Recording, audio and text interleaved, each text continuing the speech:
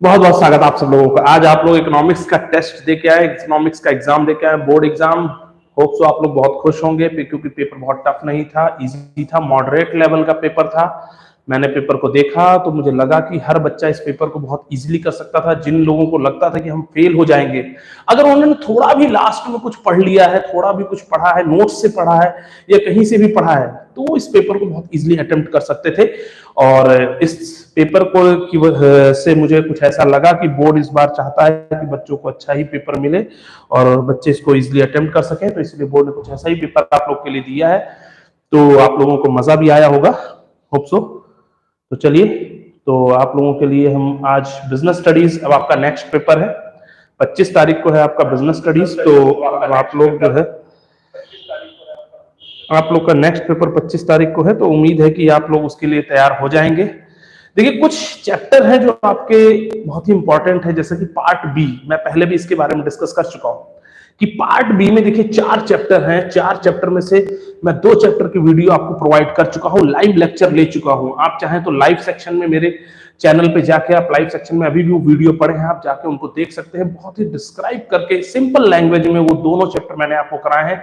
और दोनों चैप्टर का जो वेटेज था वो 15 नंबर का है, यानी कंज्यूमर प्रोटेक्शन और मार्केटिंग मैनेजमेंट, दोनों चैप्टर मैं आपको पढ़ा चुका हूं, दोनों चैप्टर की वीडियो दे चुका हूं। तो आप उसको जाके देखिए, इजीली आपको समझ में आ जाएगा और वो दोनों चैप्टर आप क्या है इजीली समझ सकते हैं और 15 नंबर आप बड़े आसानी से स्कोर कर सकते हैं। अगर आप उस वीडियो को पूरा देख लेंगे तो आप ज्यादा नहीं 15, वैसे अगर आप ढंग से पढ़ लेंगे 15 स्कोर होगा, लेकिन अगर फिर भी आप बहुत ज्यादा नहीं पढ़ पा रहे, लेकिन अगर उसको देख भी लें तो भी आप 15 में से 10 नंबर तो स्कोर कर ही सकते हैं बहुत आसानी से। ठीक है, उसके केस स्टडी को सॉल्व करने में आपको हेल्प होगी। तो फिलहाल अब हम बात करते हैं, अब जो हम चैप्टर करने जा रहे हैं पार्ट बी के 2 चैप्टर जो बचे हैं वो भी 15 नंबर के हैं। देखा जाए तो financial market and financial management 2 chapter हैं। ये दोनों चैप्टर मिला के आपका जो पूरा सिलेबस है, पूरा जो वेटेज है वो 15 मार्क्स का है। यानी देखा जाए तो फाइनेंशियल मार्केट से आपका कम से कम 7 या 8 नंबर का आएगा, या फिर फाइनेंशियल मैनेजमेंट से 7 या 8 नंबर का आएगा, यानी दोनों से बराबर का रहेगा। ठीक है, तो दोनों चैप्टर आपके लिए बहुत इंपॉर्टेंट है। तो आज मैं आपको पढ़ाने जा रहा हूं फाइनेंशियल मार्केट। तो देखिए, फाइनेंशियल मार्केट, जैसा कि मैं आपको बताऊं कि फाइनेंशियल मार्केट बेसिकली ये चैप्टर रिलेटेड है फाइनेंशियल इंस्ट्रूमेंट्स के एक्सचेंज से। किससे रिलेटेड है? Exchange of financial instrument.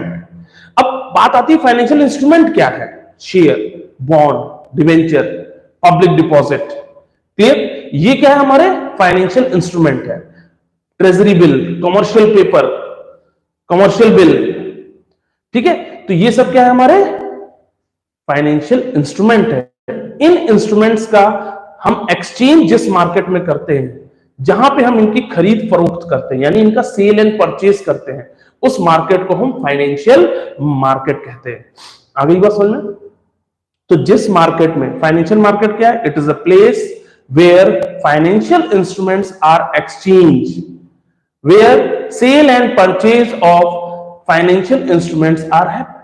कहने का मतलब है ऐसी प्लेस जहां पे फाइनेंशियल इंस्ट्रूमेंट्स यानी शेयर्स का, डिवेंचर्स का, बॉन्ड्स का, मनी, ट्रेजरी बिल का, कमर्शियल पेपर का, कमर्शियल बिल का, जहां पे कॉल मनी का हम सेल एंड परचेज करते हैं, उस मार्केट को हम क्या कहते हैं?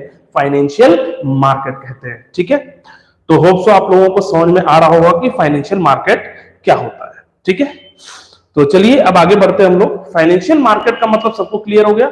Financial market means a market, a place where financial instruments like share, debenture and bonds are purchased and sale between the investors and between the company and investor। ठीक है, कंपनी और इन्वेस्टर के बीच या इन्वेस्टर टू इन्वेस्टर के बीच अगर हम किसी भी फाइनेंशियल इंस्ट्रूमेंट को सेल एंड परचेज करते हैं तो वो कहां पे होता है? आपका फाइनेंशियल मार्केट में होता है। चलिए, तो ये तो बात हो गई फाइनेंशियल मार्केट की। अब देखिए, फाइनेंशियल मार्केट की अगर हम बात करें तो फाइनेंशियल मार्केट को हमने 2 पार्ट में डिवाइड किया है। Financial market is divided into 2 parts. तो कौन से 2 पार्ट है देखा जाएगा तो मैं आपको बताता हूं।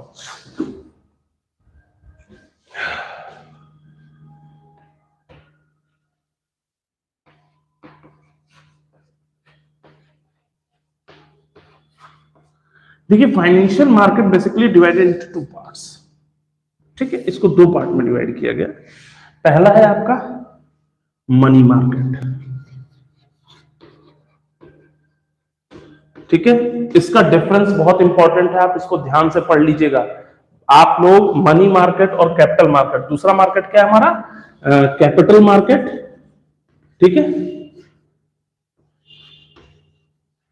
दूसरा है हमारा कैपिटल मार्केट। तो ये जो 2 मार्केट है, money market and capital market, ये दोनों हमारे लिए बहुत इंपॉर्टेंट है। Basically financial market is divided into 2 part, इनको 2 भाग में डिवाइड किया गया, एक है आपका मनी मार्केट और एक है आपका कैपिटल मार्केट। अब बात आती है मनी मार्केट क्या है, ठीक है। देखिए जो मनी मार्केट है, मनी मार्केट में हम क्या करते हैं, उन सिक्योरिटीज का सेल एंड परचेज करते हैं जो कि आपकी शॉर्ट टर्म के लिए होती है। शॉर्ट टर्म सिक्योरिटीज का सेल एंड परचेज जहां पे करते हैं उसे हम क्या कहते हैं, मनी मार्केट कहते हैं। क्लियर, मींस यहां पे जो भी सिक्योरिटी सेल एंड परचेज की जाएंगी उनका जो लिक्विडिटी टाइम है, उनका जो टाइम पीरियड है लिक्विडेशन का, वो 1 ईयर से कम होगा। किससे कम होगा, 1 ईयर से कम होगा। तो money market means a market where securities are exchange which are liquidated which are payable within a 1 year. 1 साल के अंदर कोई भी सिक्योरिटी जो पे हो जाए या लिक्विडिटी हो जाए, लिक्विड हो जाए या कन्वर्ट हो जाए, ठीक है, या रीपे हो जाए, वो क्या है आपका, कहां पे एक्सचेंज होगा, मनी मार्केट में। तो मनी मार्केट में बेसिकली हम उन सिक्योरिटीज को एक्सचेंज करते हैं जो कि 1 साल के अंदर अंदर कैश में कन्वर्ट किया जा सकता है या जिनको लिक्विड फॉर्म में कन्वर्ट किया जा सकता है, आगे बस यानी कैश में कन्वर्ट किया जा सकता है। क्लियर, तो वो क्या है, मनी मार्केट। यहां तक क्लियर। अब बात आता है आपका कैपिटल मार्केट। कैपिटल मार्केट क्या है, it is a market where long term securities are exchange.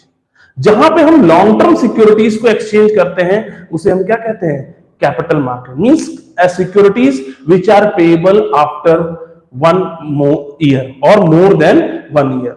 कोई भी सिक्योरिटी जो 1 साल के बाद पेएबल है, 1 साल से ज्यादा का जिसका टाइम ड्यूरेशन है, वो सिक्योरिटीज आपकी कहां पे एक्सचेंज होती है, कैपिटल मार्केट में एक्सचेंज होती है।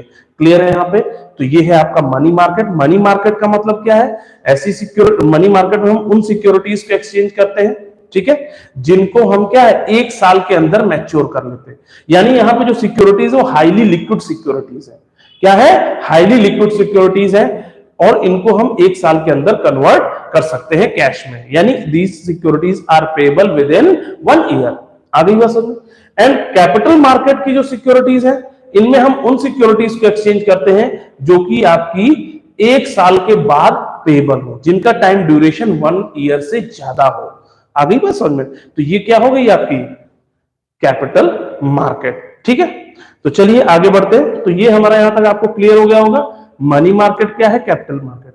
मनी मार्केट के इंस्ट्रूमेंट्स क्या है, मनी मार्केट के इंस्ट्रूमेंट है treasury bill, call money, commercial paper, commercial bill and certificate of deposit.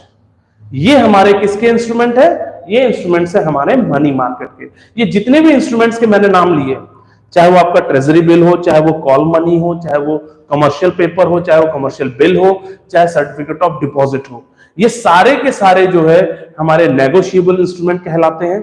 और इन सारे सिक्योरिटीज को हम 1 साल के अंदर हम कैश में कन्वर्ट कर सकते हैं। इनका सबका टाइम ड्यूरेशन अलग अलग है। ट्रेजरी बिल का अलग टाइम ड्यूरेशन है, कॉल मनी का अलग, लेकिन सबका 1 साल से कम का है।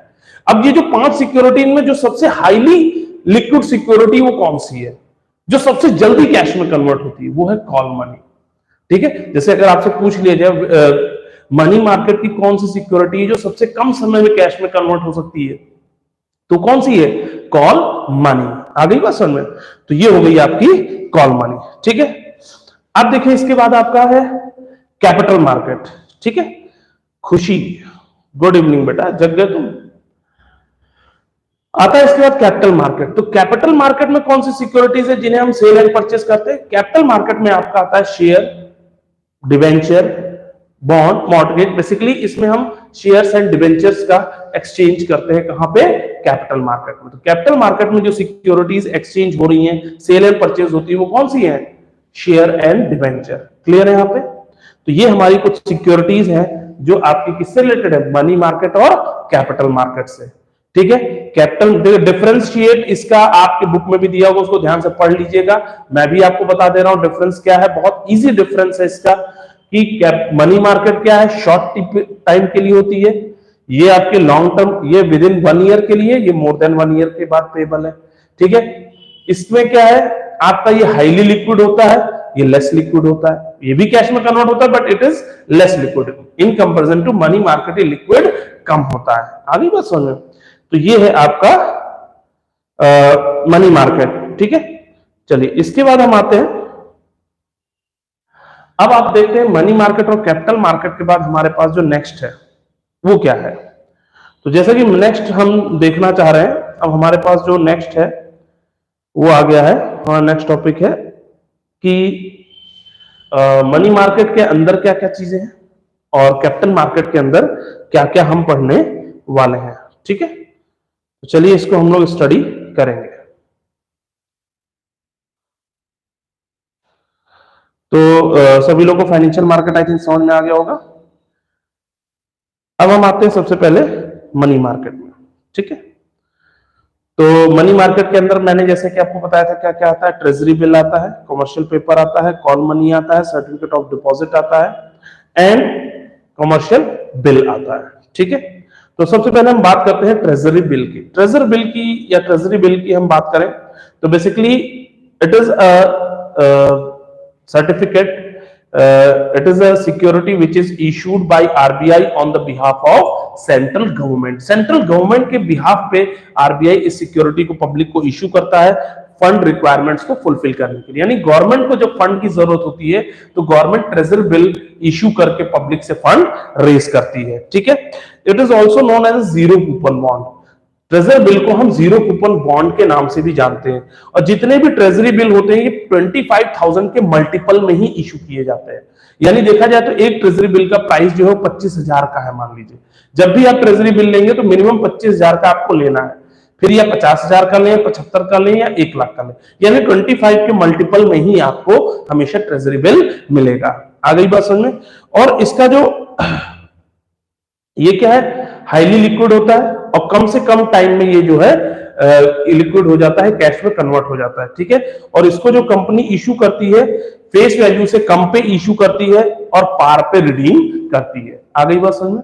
इसको जब आरबीआई इशू करता है या कोई भी कमर्शियल बैंक, भाई आरबीआई डायरेक्टली तो इशू नहीं करेगा, आरबीआई के बिहाफ पे कमर्शियल बैंक इशू करते हैं, तो वो जो इशू करेंगे वो किस पे इशू करेंगे, फेस वैल्यू से कम पे इशू करेंगे इसको, और जब रिडीम होगा ये तो पार पे रिडीम होगा। यानी 25,000 का अगर आपने ट्रेजरी बिल लिया तो अगर आप 25,000 का ले रहे हैं तो आपको एक्चुअली 24,000 में मिलेगा, लेकिन जब गवर्नमेंट या बैंक आपसे वापस लेगा वो बिल तो आपको उसके 25,000 रुपए पे करेगा। क्लियर है यहाँ पे, तो यहां तक कोई डाउट। ये हो गया ट्रेजरी बिल। इसके बाद आता है कमर्शियल पेपर।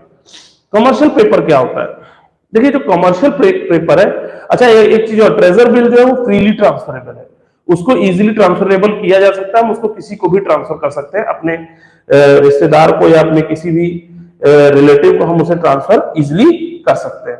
आगे बात समझ लो।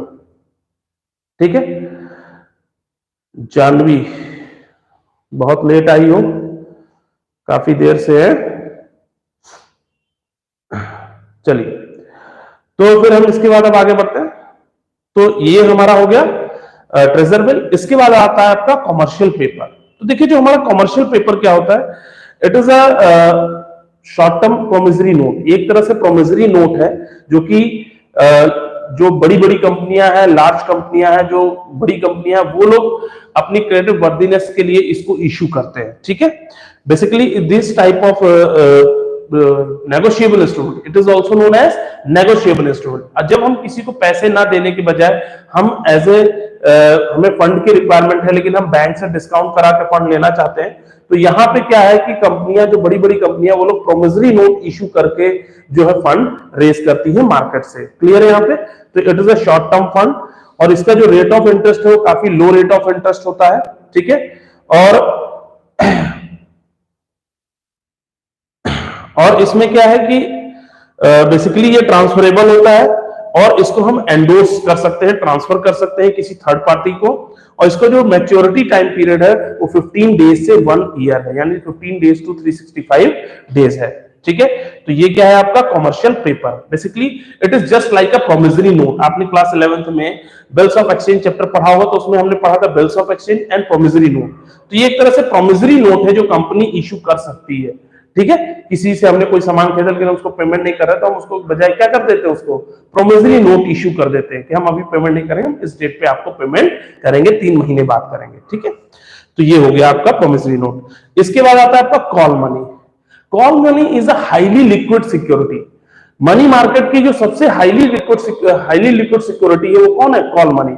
क्योंकि कॉल मनी जो है वो बेसिकली 1 दिन से 15 दिन के अंदर मैच्योर हो जाती है। उसका जो मैच्योरिटी टाइम पीरियड है वो 1 दिन से 15 दिन के अंदर है। आ गई बात समझ में, क्लियर। और इसको कौन इशू करता है, call money is basically issued by the bank, it is used by the bank. Basically bank जब अपने रिजर्व को मेंटेन करने के लिए फंड रेज करते हैं तो वो किसका यूज करते हैं, कॉल मनी का यूज करते हैं। क्योंकि बैंकों की क्या है, कुछ कंडीशंस होती है कि उन्हें आरबीआई की गाइडलाइन होती है कि एक बैंक को मिनिमम इतना रिजर्व मेंटेन करना ही करना है, और अगर उसका रिजर्व से अमाउंट कम हो जाएगा तो उसका लाइसेंस कैंसिल हो सकता है। तो उस रिजर्व को मेंटेन करने के लिए जो है बैंक बोरो करते हैं मनी किसी दूसरे बैंक से, तो इसको हम क्या कहते हैं, कॉल मनी कहते हैं। तो इस पे जो रेट ऑफ इंटरेस्ट है वो काफी हाई रेट ऑफ इंटरेस्ट होता है, और इसका रेट ऑफ इंटरेस्ट सबसे ज्यादा फ्लक्चुएट भी होता है।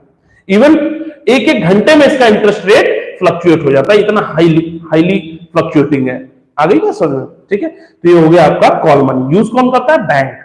बेसिकली ये आपको ध्यान रखना है कि कौन सा इंस्ट्रूमेंट कौन यूज करता है। देन है certificate of deposit. Certificate of deposit basically used by the financial institution. जितने भी हमारे फाइनेंशियल इंस्टीट्यूशन है, ठीक है, अब वो कोई भी हो, it's not only a banking financial institution, जो नॉन बैंकिंग फाइनेंशियल इंस्टीट्यूशन है वो भी इसका यूज कर सकते हैं सर्टिफिकेट ऑफ डिपॉजिट का फंड अरेंज करने के लिए। बेसिकली ये क्या करते हैं, जितने भी कॉर्पोरेट है, कंपनीज है, उनके थ्रू ये फंड रेज करते हैं। आगे बस सर्टिफिकेट ऑफ डिपॉजिट ये क्या करते हैं, कॉर्पोरेट और कंपनीज को इशू करते हैं और उनसे ये फंड रेज करते हैं। और इसका जो ये भी बहुत शॉर्ट पीरियड ऑफ टाइम के लिए होता है। इसका जो टाइम ड्यूरेशन है वो 91 डेज टू 1 ईयर है। इसका जो टाइम पीरियड है वो 91 डेज टू 1 ईयर है, ठीक है। फिर आता है इसके बाद आपका कमर्शियल बिल।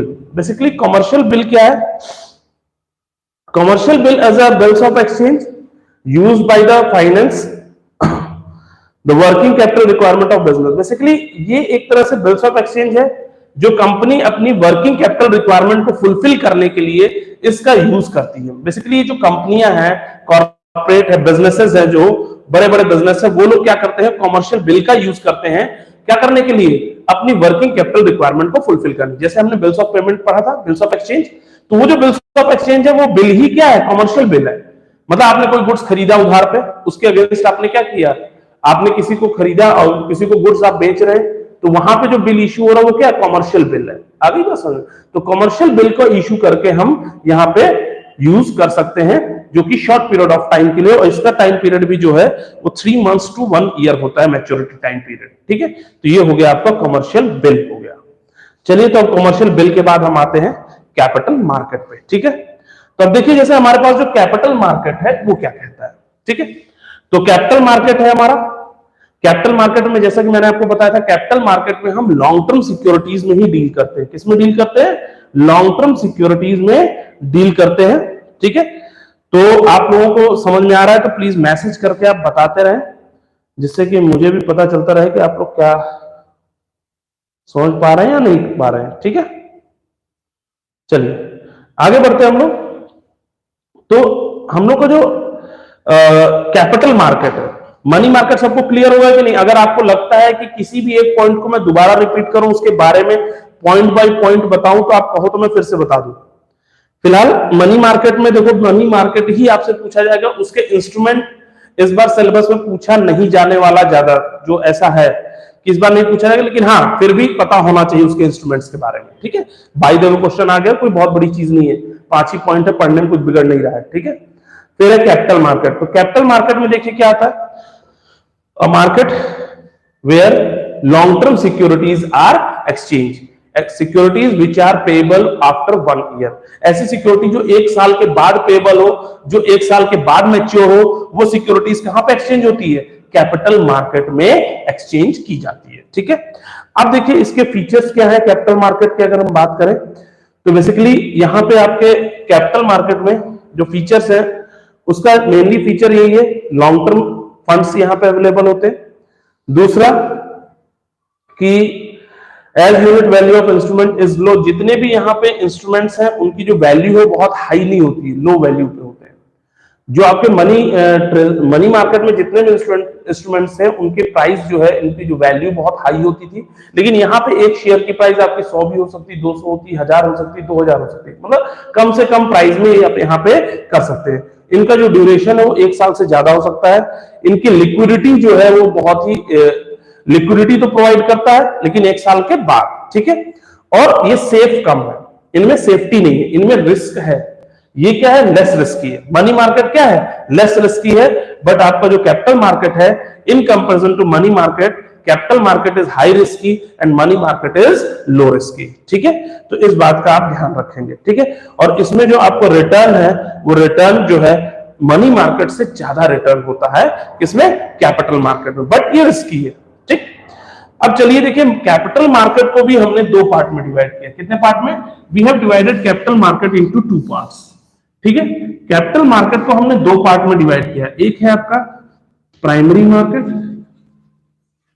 प्राइमरी मार्केट, और दूसरा है आपका सेकेंडरी मार्केट। ठीक है, तो 2 मार्केट है हमारे, primary market and secondary market. ठीक है, तो अब देखिए जो आपका प्राइमरी मार्केट है वो क्या कहता है, तो आप सभी लोग ध्यान से सुनिएगा, और अगर किसी को भी कुछ नहीं समझ में आ रहा है तो आप लोग मैसेज लिख के बता सकते हैं।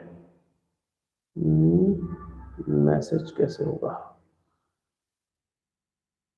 लाइव चैट तो ऑन है। ठीक है, तो यहां पे हम लोग बात कर रहे हैं, तो अब आप जरा देख पाएंगे कि हमारे पास क्या है कैपिटल मार्केट में, 2 चीजें हैं, primary market and secondary market. अब बात आती है प्राइमरी मार्केट क्या है। देखिए primary market means a market where fresh securities are cell.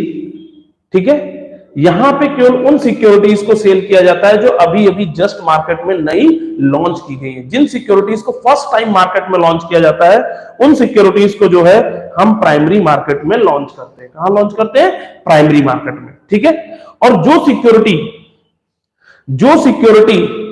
पहले से मार्केट में एग्जिस्ट कर रही है, जो पहले से किसी इन्वेस्टर के पास है और वो इन्वेस्टर उसको बेचना चाहता है, ठीक है, या कोई इन्वेस्टर किसी से खरीदना चाहता है जो ऑलरेडी किसी शेयर होल्डर के पास है, किसी इन्वेस्टर के पास है, तो उन सिक्योरिटीज का जो एक्सचेंज है वो आपका सेकेंडरी मार्केट में होता है। आ गई बात समझ में।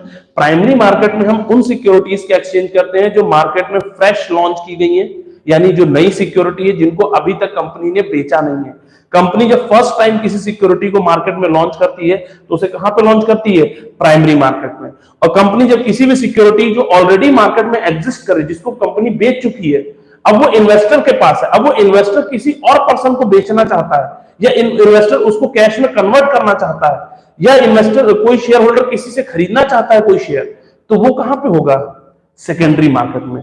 अगर कोई शेयर जो पहले से मार्केट में एग्जिस्ट कर रहा है उसे अगर कोई खरीदना चाहता है या उसे कोई बेचना चाहता है तो वो कहां पे होगा, सेकेंडरी मार्केट में। तो देखा जाए तो सेकेंडरी मार्केट में सेल एंड परचेस दोनों हो रहा है, बट प्राइमरी मार्केट में there is only a sale of security. यहां पे हम केवल सेल ऑफ सिक्योरिटी करते हैं, और यहां पे हम क्या करते हैं, both sale and purchase of security. यहां पे दोनों चीजें हैं, और यहां पे केवल और केवल सेल ऑफ सिक्योरिटी है। It is used by the company to raise fund. Basically ये जो सिक्योरिटी है वो कंपनियां यूज करती हैं फंड रेज करने के लिए। आ गई बात समझ में, क्लियर है यहां पे, कोई डाउट? तो ये हो गया आपका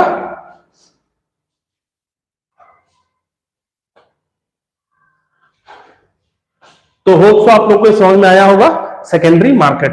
ठीक है, तो सेकेंडरी मार्केट और प्राइमरी मार्केट दोनों बातें आपको क्लियर हो गई होंगी। चलिए अब आगे आते हैं हम लोग नेक्स्ट। अब नेक्स्ट हमारे पास क्या है, सबसे पहले हम आते हैं प्राइमरी मार्केट। तो प्राइमरी मार्केट मैंने आपको बता दिया, यहां पे वो सिक्योरिटीज है जो कि न्यू इश्यू है, जो मार्केट में पहली बार आई है, और यहां पे हम वो सिक्योरिटीज इशू करते हैं जो कि ट्रांसफरेबल हो, ठीक है। और यहां पे जो कंपनी है वो नए प्रोजेक्ट ही लॉन्च करती है, जो कंपनी के नए प्रोजेक्ट होते हैं उनके शेयर्स को ही यहां पे लॉन्च किया जाता है, ठीक है। अब इसके बाद आते हैं methods of flotation of new issue in primary market. Primary market में जो फ्लोटेशन है, कैसे कंपनी अपने शेयर्स को प्राइमरी मार्केट में इशू कर सकती है, किस किस मेथड का यूज करके कंपनी अपने शेयर्स को मार्केट में इशू कर सकती है, ठीक है। तो कौन कौन से मेथड्स हैं जिनका कंपनी यूज करके शेयर को मार्केट में इशू कर सकती है, फ्रेश शेयर को। तो सबसे पहला ऑफर थ्रू प्रोस्पेक्टस, ठीक है।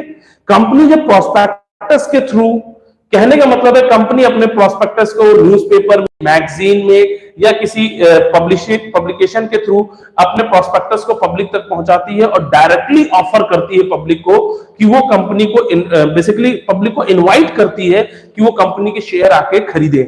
यानी कंपनी अपने प्रोस्पेक्टस इश्यू करके लोगों को बताती है, मैगजीन के थ्रू, न्यूज़पेपर के थ्रू और जर्नल्स के थ्रू पब्लिक को बताती है कि हमारी कंपनी इस तरह की है, उसमें ये प्रोजेक्ट है, ये प्रोडक्ट है, हम इतना इन्वेस्टमेंट चाहते हैं, हम इतना प्रॉफिट जनरेट करेंगे, वो सारी इंफॉर्मेशन देती है।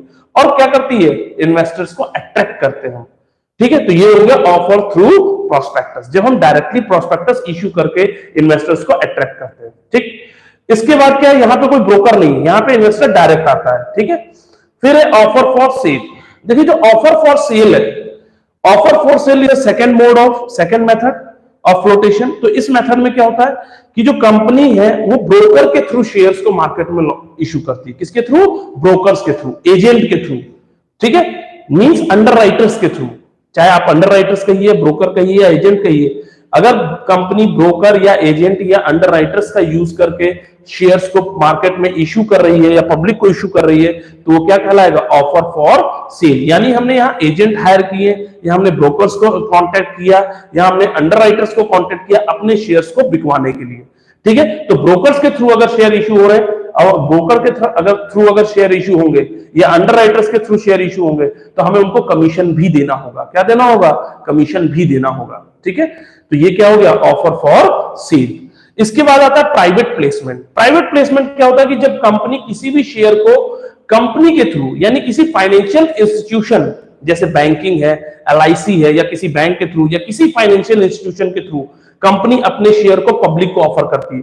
जैसे कई कंपनियां क्या करती है, अपने शेयर खुद नहीं बेच पाती तो क्या करती है, एलआईसी को दे देती है, वो किसी बैंक को दे देते हैं। तो यानी वो किसी बैंक को या एलआईसी कंपनी को या किसी इंश्योरेंस कंपनी को अपना शेयर अगर कोई कंपनी दे रही है, तो ये क्या है, प्राइवेट प्लेसमेंट है। यानी वो डायरेक्टली पब्लिक को ना देके वो डायरेक्टली किसी एक इंस्टीट्यूशन, किसी एक ऑर्गेनाइजेशन जो कि फाइनेंशियल ऑर्गेनाइजेशन है, उनको अपने शेयर दे के उनसे पैसा ले लेते हैं। तो ये क्या हो गया, प्राइवेट प्लेसमेंट हो गया, ठीक है।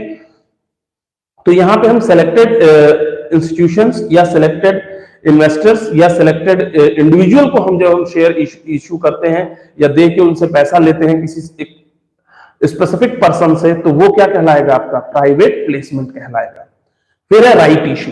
राइट इशू क्या होता है, राइट इशू मींस होता है कि कंपनी के जो एग्जिस्टिंग शेयर होल्डर है, भाई कंपनी अपना कोई नया प्रोजेक्ट लॉन्च कर रही है, लेकिन कंपनी के कुछ पुराने प्रोजेक्ट भी हैं, तो उन प्रोजेक्ट के जो शेयर होल्डर्स हैं, कंपनी जब भी नया प्रोजेक्ट लॉन्च करेगी, उस नए प्रोजेक्ट के शेयर्स को मार्केट में अगर लॉन्च करती है, तो पहले अपने पुराने शेयर होल्डर्स को ऑफर करेगी वो शेयर।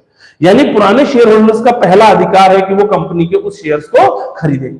अगर कंपनी के पुराने शेयर होल्डर्स को नहीं खरीदना चाहते, तब वो डायरेक्टली पब्लिक के पास जाएगी।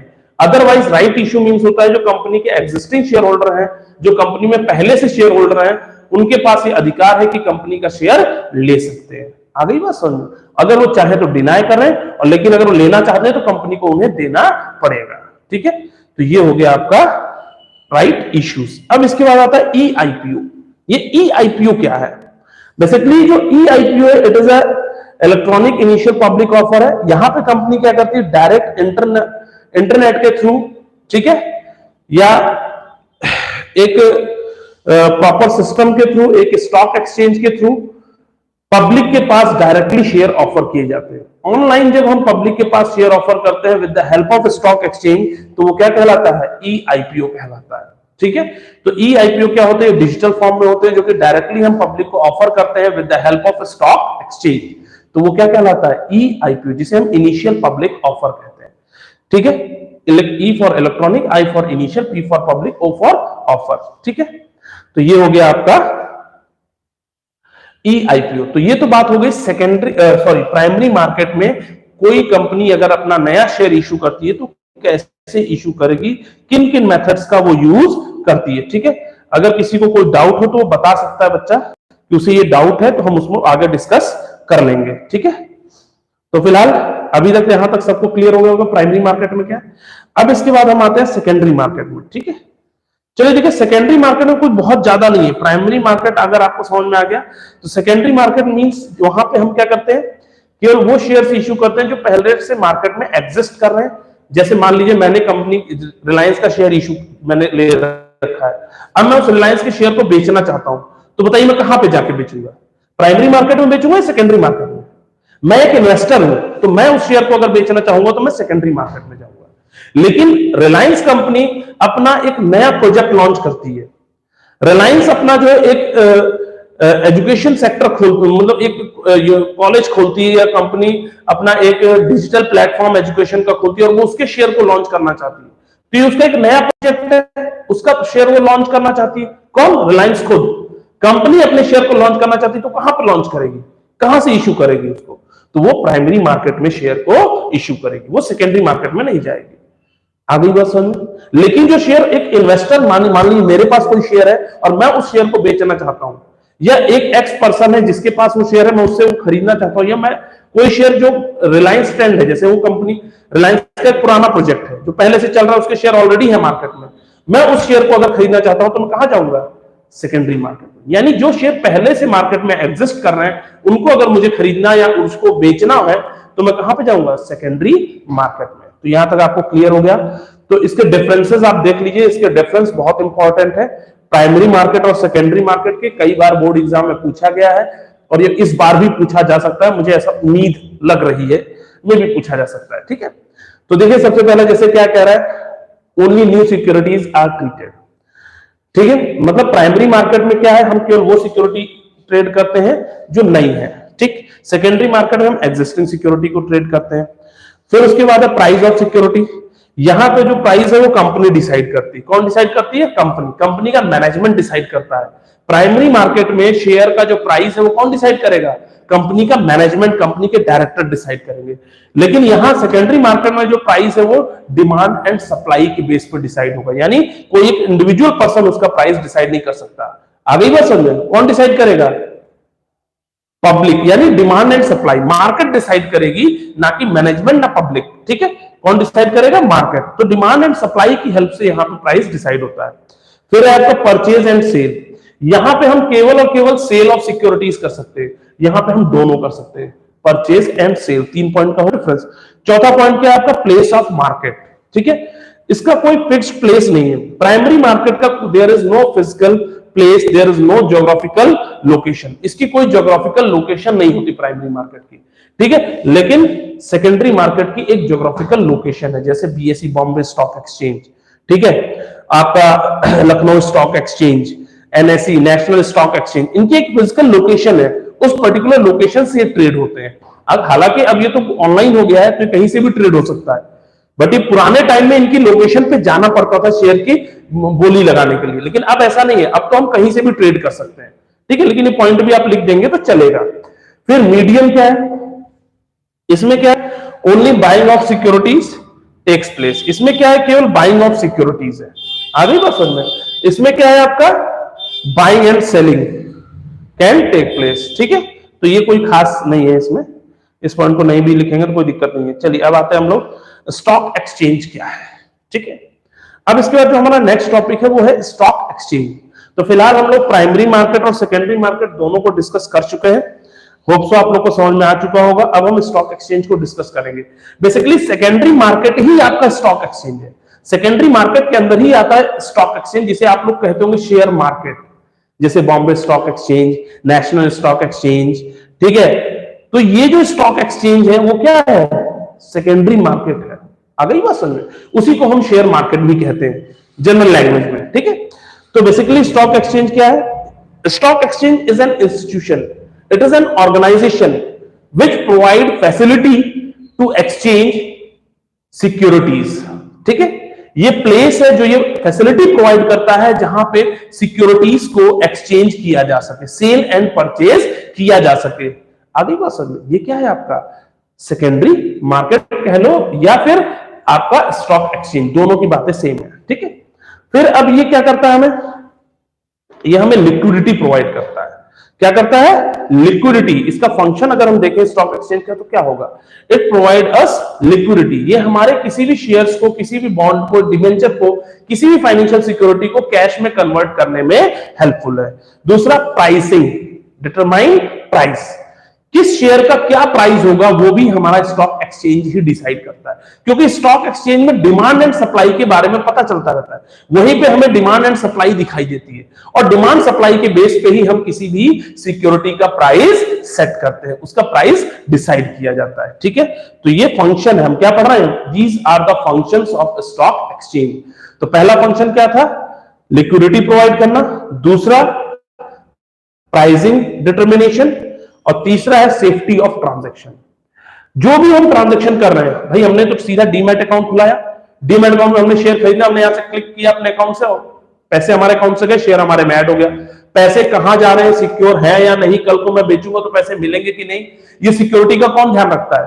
आप जो पैसा दे रहे हो सही जगह जा रहा है कि नहीं जा रहा है, आपका पैसा सही सिक्योर है कि नहीं, तो ये सारी चीजें कौन इंश्योर करता है, स्टॉक एक्सचेंज की रिस्पॉन्सिबिलिटी है कि आप जो भी ट्रांजैक्शन करें वो सेफ एंड सिक्योर हो, आपकी ट्रांजैक्शन को कोई मैनिपुलेट ना कर सके, उसको कोई हैक ना कर सके। ये किसकी रिस्पॉन्सिबिलिटी है, स्टॉक एक्सचेंज की। ठीक है, फिर चैनलाइजिंग सेविंग टू इन्वेस्टमेंट, ये भी एक फंक्शन है। स्टॉक एक्सचेंज का काम है कि आपकी सेविंग को चैनलाइज करना, उसको इन्वेस्टमेंट में कन्वर्ट करना। आप जो सेविंग कर रहे हैं उस सेविंग को इन्वेस्टमेंट के फॉर्म में कन्वर्ट करने का काम किसका है, स्टॉक एक्सचेंज। अगर आपने पैसा बचा के रखा है तो आप पैसा बचा के रखे रहेंगे तो उस पर क्या होगा, आपको कोई अर्निंग नहीं होगी।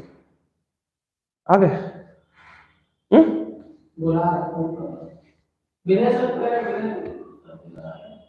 अच्छा ठीक है, ठीक है, तो फिर ये आप लोग को क्लियर हो गया। तो ये हो गया आपका चैनलाइजिंग। इसके बाद आपका लास्ट नेक्स्ट टॉपिक है contributes to economic growth. Economic growth में हेल्प करता है, किसमें हेल्प करता है, इकोनॉमिक ग्रोथ में हेल्प करता है। ठीक है भाई, स्टॉक एक्सचेंज में जितना ज्यादा लोग पैसा इन्वेस्ट करेंगे, मनी का उतना सर्कुलेशन बढ़ेगा, और मनी का सर्कुलेशन बढ़ेगा इसका मतलब कि इकोनॉमी की ग्रोथ होगी। देखिए, किसी भी इकोनॉमी की ग्रोथ डिपेंड करती है उस कंट्री में मनी के सर्कुलेशन पे। और अगर हम स्टॉक एक्सचेंज में पैसा इन्वेस्ट कर रहे हैं, हम शेयर पे पैसा लगा रहे हैं, पैसा सेव कर रहे हैं, इन्वेस्ट कर रहे हैं, प्रॉफिट अर्न कर रहे हैं, तो इट मींस कि क्या हो रहा है, मनी का सर्कुलेशन हो रहा है। और मनी का सर्कुलेशन होगा, इट मींस ये हमारी इकोनॉमी की ग्रोथ को प्रेजेंट करेगा। फिर है इसके बाद next, spreading of equity cult. Spreading of equity cult कहने का मतलब है लोगों को अवेयर करना, लोगों को मोटिवेट करना कि वो ज्यादा से ज्यादा लोग ओनर बने, शेयर में पैसा इन्वेस्ट करें और वो भी ओनर बन सके। यानी लोगों को मोटिवेट करना, इनकरेज करना कि वो ज्यादा से ज्यादा पैसा इक्विटी पे इन्वेस्ट करें। ठीक है, फिर है next, provide scope for speculation. देखिए, यहां पे स्कोप फॉर स्पेकुलेशन कहने का मतलब है बेसिकली जो स्टॉक एक्सचेंज है, यहां पे चांसेस है कि थोड़ा बहुत हम चीजों को बदल सकते हैं, चेंज कर सकते हैं, थोड़ा बहुत चेंज कर सकते हैं। लेकिन यहां पे स्टॉक एक्सचेंज क्या करता है, थोड़ा सा कंट्रोल्ड वे में वो उस चेंजेस को करने देता है। कोई भी चेंजेस अगर होते हैं तो कंट्रोल्ड वे में होते हैं। स्टॉक एक्सचेंज का उस पर पूरा कंट्रोल होता है कि कोई भी चीजें मैनिपुलेट ना कर सके। अगर कोई चेंज होगा तो वो थोड़ा एक लिमिट तक चेंज किया जा सकता है, बट उससे ज्यादा कोई भी चीजों को मैनिपुलेट नहीं किया जा सकता। ये किसकी जिम्मेदारी है, स्टॉक एक्सचेंज की। तो ये था हमारा फंक्शन ऑफ स्टॉक एक्सचेंज। तो होप सो आप लोग को ये टॉपिक समझ में आया होगा। और आज के लिए इतना ही, बाकी बातें हम लोग कल करेंगे। कल हम इसी चैप्टर को कंटिन्यू करेंगे और आगे हम इसको खत्म करके ही फिर नेक्स्ट चैप्टर पे शुरू करेंगे। चलिए, बाय बाय, टाटा।